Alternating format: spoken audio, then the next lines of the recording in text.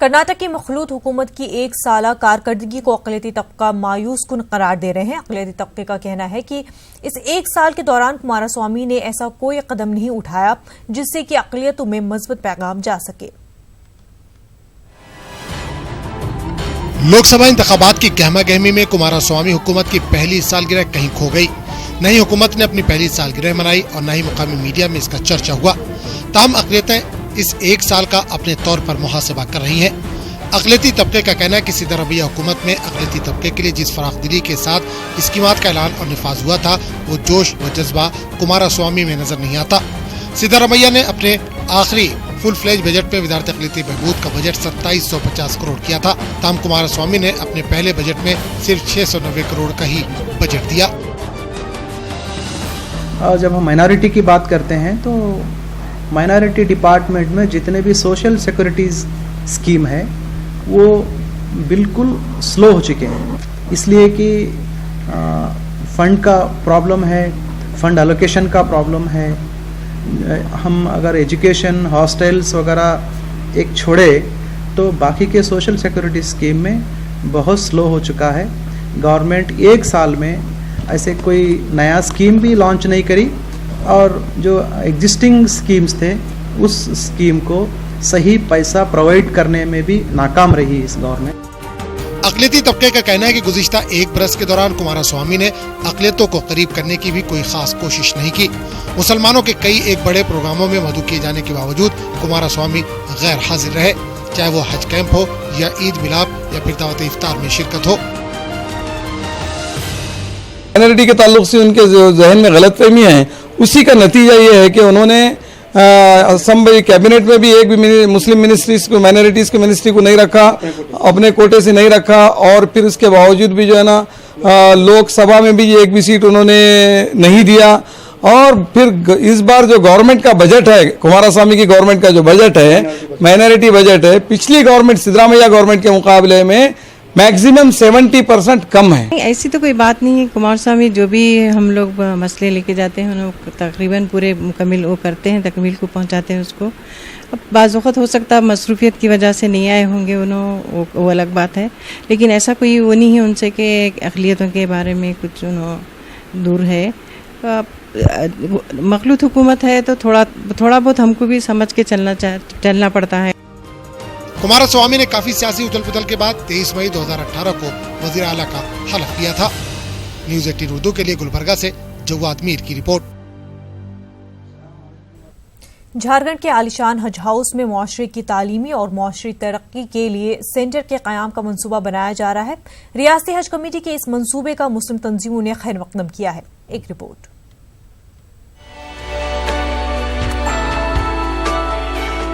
रांची के कुडरू में वाक़े नौतामीर शुदा आलीशान 5 मंजिला हज हाउस में मुआशरे की फलाह बहबूद के ताल्लुक से कदम उठाए जाएंगे। रियासती हज कमेटी ने इस इमारत में सिविल सर्विसेज व दीगर मुकाबले जाती इम्तिहानात के लिए कोचिंग सेंटर के क़याम का मंसूबा बनाया है। साथ ही ख्वातीन के लिए स्किल डेवलपमेंट सेंटर के क़याम का भी मंसूबा है। ट्रेनिंग दी जाए तो एक ट्रेनिंग सेंटर, एक एकेडमिक सर्किल, एक लाइब्रेरी, जिससे कि सभी लोगों को फ़ायदा हो। सिविल सर्विसेज के अलावा भी जो जिस नौकरी में जाने के लायक हैं, जो जिस काम को करने के लायक हैं। वादरे की रियासत की मुस्लिम आबादी तालीमी और मुआशी तौर पर पसमानदगी का शिकार है।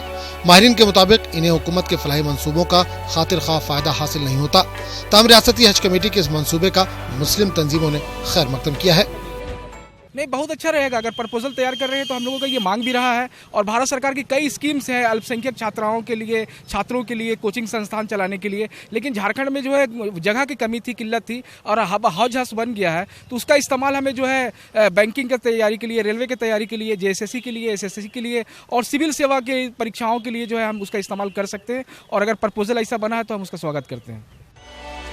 वादरे की ईद से ऐन कबल वज़ीर आला रघुवर दास ने 50 करोड़ की लागत से तामीर शुदा इस हज हाउस को रियासत के मुसलमानों को बतौर तोहफा अता किया है। रियासती हज कमेटी के इस तजवीज़ से आज़मीन हज को सहूलत मिलने के साथ साथ मुआशरे की तरक्की का इम्कान भी रोशन होगा। न्यूज़ 18 उर्दू के लिए रांची से नौशाद आलम की रिपोर्ट। मालेगांव धमाका केस में साध्वी प्रज्ञा सिंह ठाकुर NIA अदालत में पेश हुई। NIA जज ने प्रज्ञा से कई सवालात पूछे। जज ने पूछा कि अब तक कितने गवाहों से जिरह हो चुकी है, तो प्रज्ञा ने जवाब दिया कि उन्हें नहीं मालूम। जज ने सवालों के जवाब में प्रज्ञा ने नहीं मालूम कहा। 2018 में मालेगांव में हुए धमाके में कई अफराद हलाक हुए थे। वाज़ेह रहे कि मालेगांव धमाका मामले में एनआईए की अदालत ने साध्वी समेत तमाम मुलजमीन को हर हफ्ते अदालत में पेश होने की हिदायत दी है। भोपाल से रुकन पार्लियामेंट मुंतखब होने के बाद प्रज्ञा की एनआईए अदालत में आज पहली पेशी है।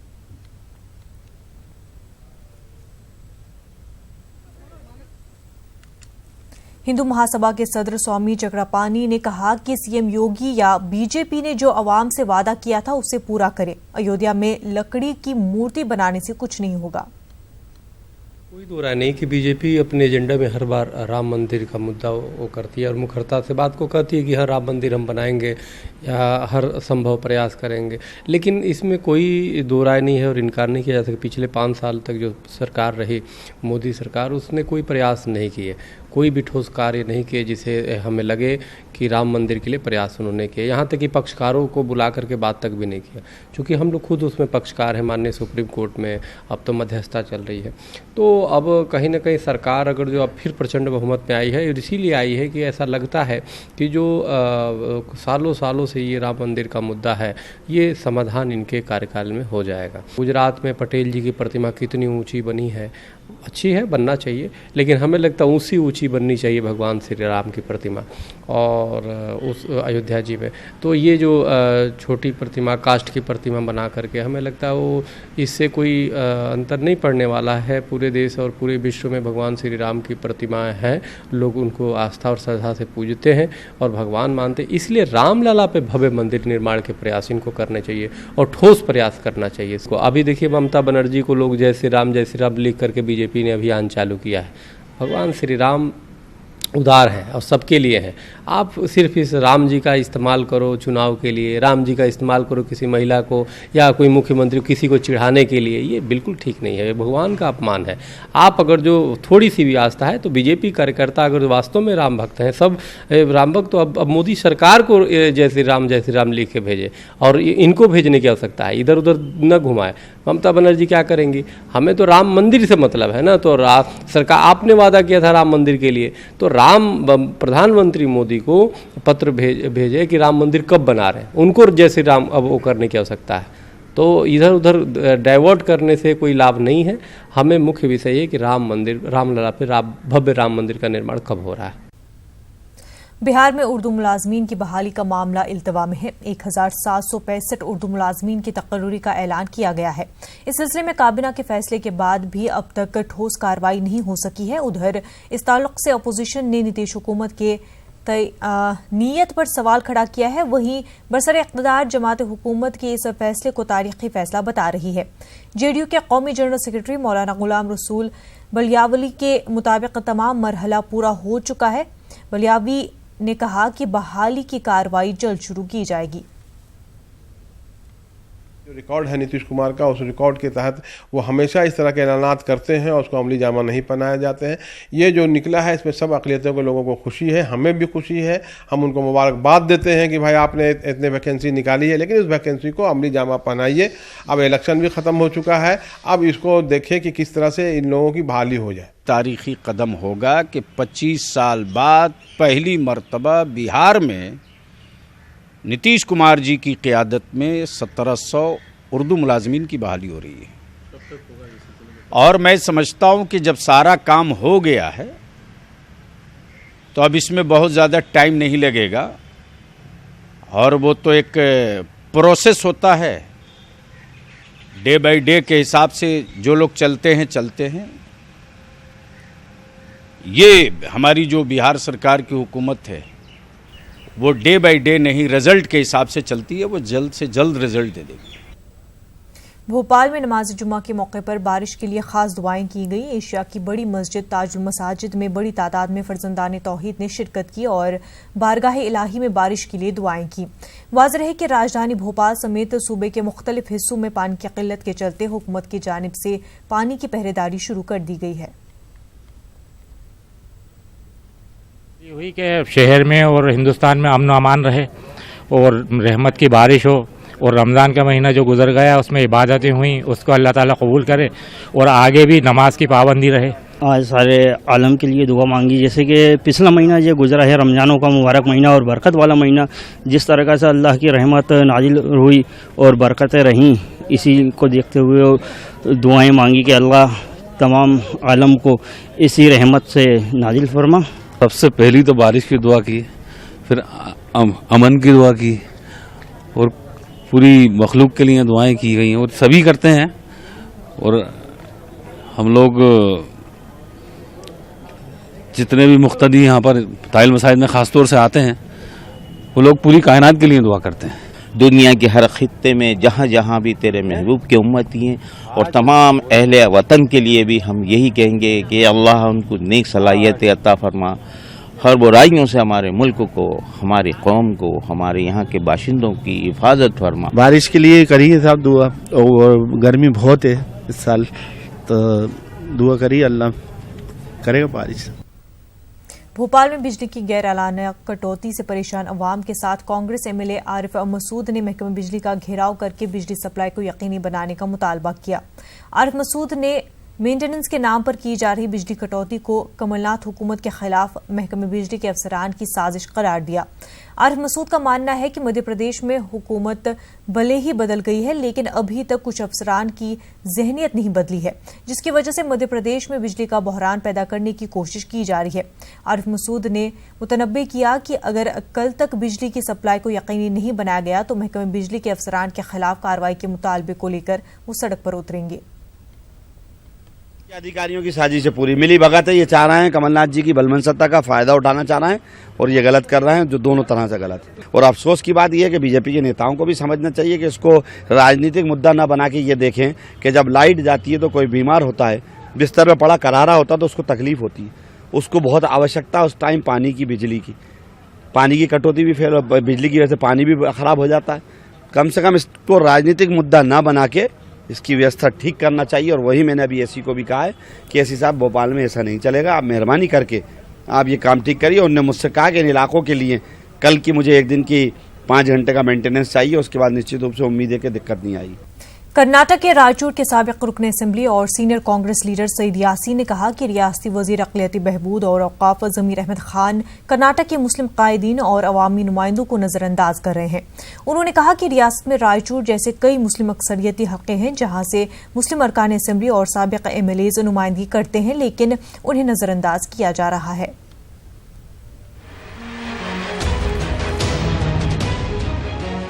लोकसभा इंतखाबात की गहमा गहमी में कुमारस्वामी हुकूमत की पहली सालगिरह कहीं खो गई। न ही हुकूमत ने अपनी पहली सालगिरह मनाई और न ही मुकामी मीडिया में इसका चर्चा हुआ। तमाम अक़लियतें इस एक साल का अपने तौर पर मुहासबा कर रही हैं। अक़लियती तबके का कहना है कि सीधा रवैया हुकूमत में अक़लियती तबके के लिए जिस फराखदिली के साथ स्कीमात का ऐलान और निफाज हुआ था, वो जोश व जज्बा कुमारस्वामी में नजर नहीं आता। सीधा रवैया ने अपने आखिरी फुल फ्लेज बजट में वजारत अक़लियती बहबूद का बजट 2750 करोड़ किया था। तमाम कुमारस्वामी ने अपने पहले बजट में सिर्फ 690 करोड़ का ही बजट दिया। उनकी जोर ज़बरदस्ती से ये तमाम कायम होने लगेंगे, क्योंकि आने वाले खदशे को, और वो भी नहीं चाहते कि ये औक़ाफ़ में मदाखलत करें।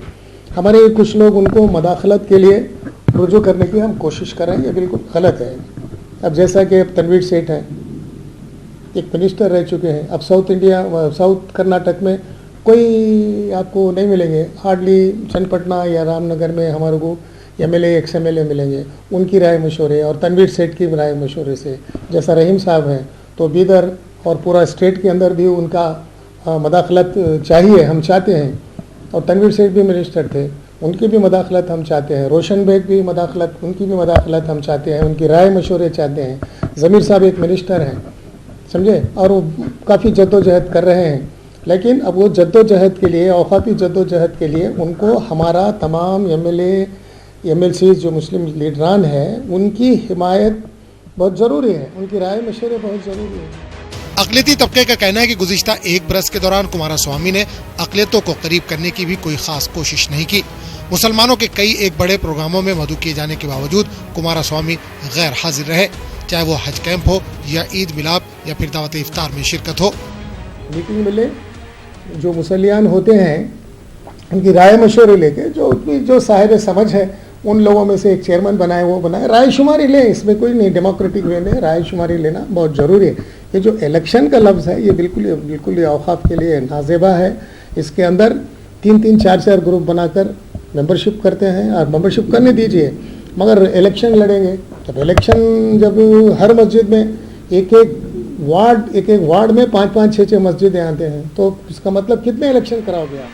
कुमारस्वामी ने काफी सियासी उथल पुथल के बाद 23 मई 2018 को वजीर आला का हलफ लिया था। न्यूज़ 18 उर्दू के लिए गुलबर्गा से जवाद मीर की रिपोर्ट। कोलकाता में रिहाइश पजीर अफगानिस्तानी बाशिंदों ने जमकर ईद की खुशियां मनाई।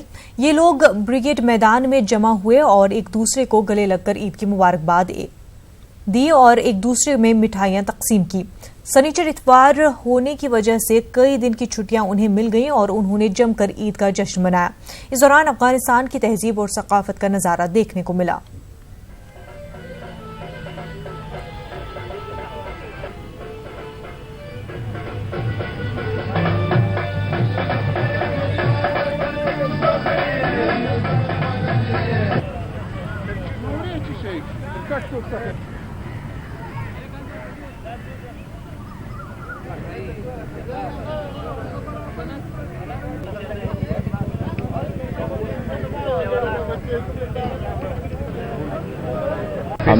हम लोग का जो है ये ईद है। ईद के टीम में हम लोग सब आता है, मिलता है, जुलता है। महीने भर हम लोग को रोजा रखता है, एक तो घर से नहीं निकलता है। बस इधर आकर के आल चाल पूछना है, भाई थे कैसे है, हम कैसे है, बस ये आल पूछना है। बस ये मिले करने के लिए आता है और कोई ऐसा काम नहीं है। खाना पीना अंडा होता है? हाँ, अंडा खेलता है, ये खाली अंडा खेलता है, खाना पीना यहाँ नहीं होता है। चीज है नहीं यहाँ पर, वही हम लोग का अंडा है, अंडा पंडा खेलता रहता है। बस ये टीम पास करेगा। ये 3 दिन हम लोग का पैबस आना जाना होता है। इतवार सिंचर पढ़ने से 3-4 दिन रह गए। बस ये मिलने जुलने आता है, वो कोई ऐसा बात है नहीं। जमात इस्लामी हिंद के गर्ल्स इस्लामिक ऑर्गेनाइजेशन की जानिब से 10 रोजा समर वेकेशन इस्लामिक कोर्स का एहतमाम किया गया था। आज आखिरी दिन कामयाब तलबा को इनामात से नवाजा गया। इस्लामिक कोर्स का मकसद दुनियावी तालीम हासिल करने वाले बच्चों को दीन के साथ जोड़ना था। 10 रोजा इस कोर्स में 3 मुकाबले रखे गए थे। इस्लामिक कोर्स के नाम से एक शॉर्ट कोर्स स्टार्ट किया गया, जिसका मकसद ये था कि हमारे जो बच्चे समाज के मेन स्ट्रीम स्कूल में जाते हैं और उनको आम दिनों में मौका नहीं मिल पाता इस्लाम के बारे में पढ़ने का और समझने का, और जो भी बाहरी चीज़ें वो देखते हैं उन्हीं चीज़ों को वो अडॉप्ट कर लेते हैं, तो उन लोगों का मिसकंसेप्शन हटाना और फिर उनको सही रास्ता दिखाना। इस मौके पर जहाँ पर मतलब इस वक्त में ऐसा होता है कि लोग कराटे क्लास में जाते हैं, अलग अलग क्लासेस में जाते हैं, लेकिन मजहब के लिए या अपने दीन के लिए उनके पास टाइम नहीं। उर्दू ज़बान को कई ऐसी हस्तियां भी मैसर आई हैं जिनकी तख्लीकी सरगर्मियों का दायरा किसी एक सनफ़े अदब या तख्लीकी शोबे तक महदूद नहीं रहा, जिनकी शख्सियत के नूर ने कई समतों में सफ़र किया और इल्म और तख्लीक के कई रास्ते रोशन किए। इन रोशन शख्सियतों में एक अहम नाम ख्वाजा अहमद अब्बास का है, जिन्होंने सहाफ़त भी की, अफसाने भी लिखे, नावल भी तहरीर किए, फिल्मों से भी जुड़े रहे और हर इल्मी और तख्लीकी शोबे में ऊंचा मर्तबा हासिल किया। ख्वाजा अहमद अब्बास का ताल्लुक उर्दू अदब के सबसे पहले नक़ाद और अजीम शायर ख्वाजा अल्ताफ़ हुसैन हाली के घराने से था। वो पानीपत से हाली के घर में ही 7 जून 1914 को पैदा हुए। आप देखिए नाज़रीन रिपोर्ट, हमें दीजिए इजाजत, आदाब।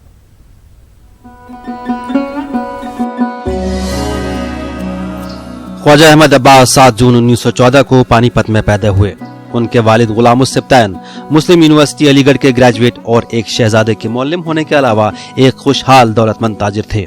7वें दर्जे तक ख्वाजा ने पानीपत में ही तालीम पाई, जिसके बाद न सिर्फ अंग्रेजी में ग्रेजुएशन किया बल्कि अलीगढ़ मुस्लिम यूनिवर्सिटी से कानून की सनद भी हासिल की। अपना करियर उन्होंने दिल्ली के अंग्रेजी अखबार नेशनल कॉल से बतौर सहाफी शुरू किया और बाद में द बॉम्बे क्रॉनिकल के फिल्मी हिस्से के मुदीर हो गए। इसी दौरान ख्वाजा अफसाना निगारी की तरफ माइल हो गए। इनके अफसानों का पहला मजमुआ एक लड़की के उन्वान से शाया हुआ। बाद में जाफरान के फूल, अंधेरा उजाला कहते हैं जिसको इश्क के नाम से भी मजमुआ आए। अब्बास साहब ने ड्रामे भी तहरीर किए, जिनमें जुबैदा, ये अमृत है और 14 गोलियां काबिल जिक्र हैं। इनका एक सफरनामा मुसाफिर की डायरी के नाम से शाया हुआ। पंडित जवाहरलाल नेहरू पर उनकी एक किताब गेहूं और गुलाब काफी मकबूल हुई। उर्दू अदब से भी ज्यादा शोहरत ख्वाजा अहमद अब्बास ने हिंदुस्तानी फिल्मों से पाई। फिल्म क्रिटिक तो वो थे ही, बाद में फिल्मसाज, हिदायतकार, फिल्मों के स्टोरी राइटर, मंजर निगार और मकालमा निगार की हैसियत से भी उन्होंने हिंदुस्तानी सिनेमा की 7 साल तारीख पर अपने गहरे नक्श छोड़े। बतौर हिदायतकार उनकी पहली फिल्म धरती के लाल ने हिंदुस्तानी सिनेमा में हकीकत पसंदाना समाजी फिल्मों की तहरीक शुरू की, जिससे वो हमेशा जुड़े रहे। ख्वाजा अहमद अब्बास की रंगीन फिल्म परदेसी कांस फिल्म फेस्टिवल में आला अवार्ड के लिए नामजद हुई। उनकी फिल्में शहर और सपना, 7 हिंदुस्तानी और 2 बूंद पानी ने कौमी अवार्ड हासिल किए।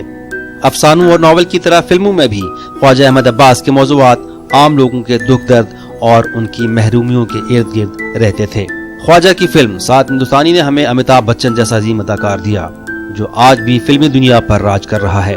अदाकार के तौर अमिताभ बच्चन की तरबियत ख्वाजा अहमद अब्बास के हाथों ही शुरू हुई।